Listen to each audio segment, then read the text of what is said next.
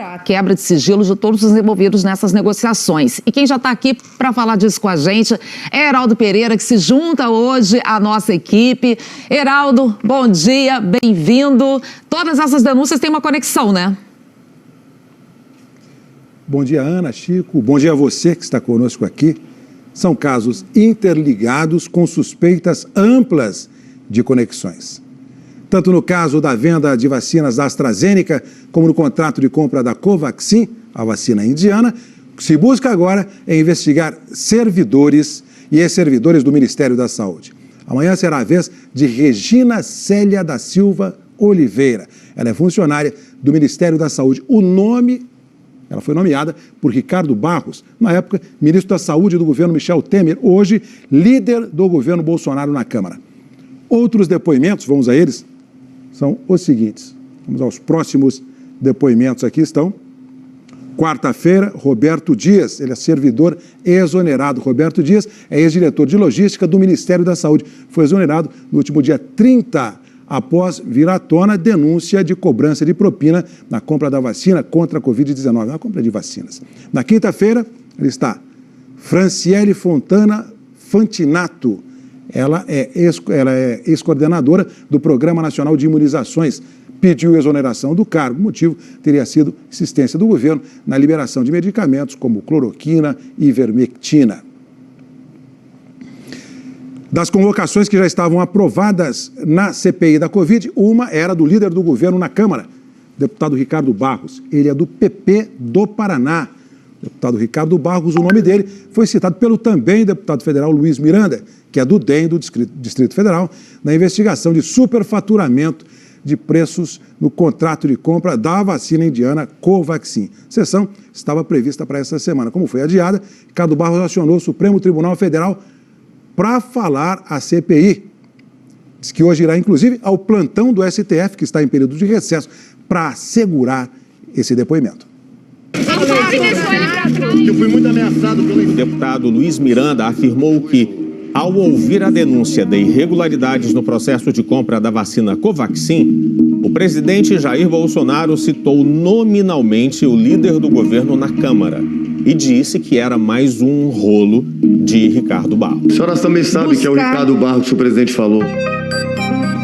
O próximo passo é votar a convocação do deputado Ricardo Barros e aprofundar as investigações sobre a compra da vacina indiana Covaxin. O deputado Ricardo Barros, do Progressistas, é líder do governo Bolsonaro na Câmara e foi ministro da Saúde no governo Michel Temer. Ele é um dos líderes do grupo conhecido como Centrão. Barros está no 6º mandato como deputado federal pelo Paraná. Também já foi líder e vice-líder na Câmara nos governos Fernando Henrique, Lula e Dilma Rousseff.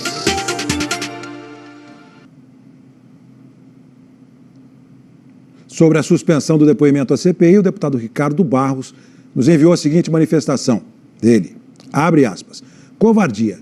Quando você bate em uma pessoa que você mesmo amarrou e não permite que ela se defenda, isso tem um nome, covardia. Quero o meu direito de defesa. A CPI e o STF devem garantir isso. Fecha aspas.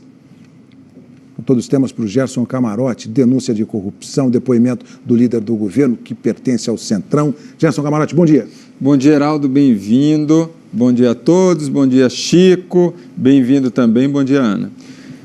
Heraldo, essa situação do deputado Ricardo Barros, ela é vista com muito cuidado pela CPI. A CPI avalia o seguinte, trazer nesse exato momento Ricardo Barros poderia ter um prejuízo do ponto de vista da investigação. Estava conversando com integrantes da cúpula da CPI, a avaliação é que é melhor que surjam ainda alguns documentos e, mais do que isso, principalmente ouvir alguns depoimentos para só depois chamar o deputado Ricardo Barros. O deputado Ricardo Barros, ele, como a gente colocou aqui, ele está insistindo para ir, ele quer se defender rapidamente e sair do foco.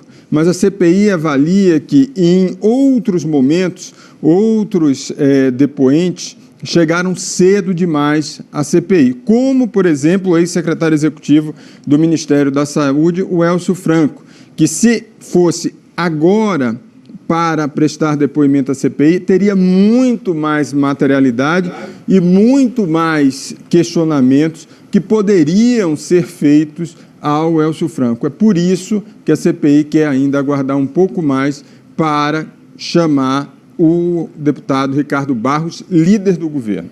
Agora, Camarote, a gente tem aí, então, né, suspeitas na compra de corrupção, na compra de vacinas, temos também investigação por prevaricação contra o presidente Jair Bolsonaro. Tudo isso junto, qual é o impacto político disso para o governo? Olha, Ana, o impacto político é altíssimo em relação ao presidente Jair Bolsonaro, principalmente naquele público que votou no presidente Jair Bolsonaro com aquela bandeira de combate à corrupção. Porque agora são denúncias também envolvendo corrupção no governo Jair Bolsonaro. E mais do que isso, investigação de prevaricação.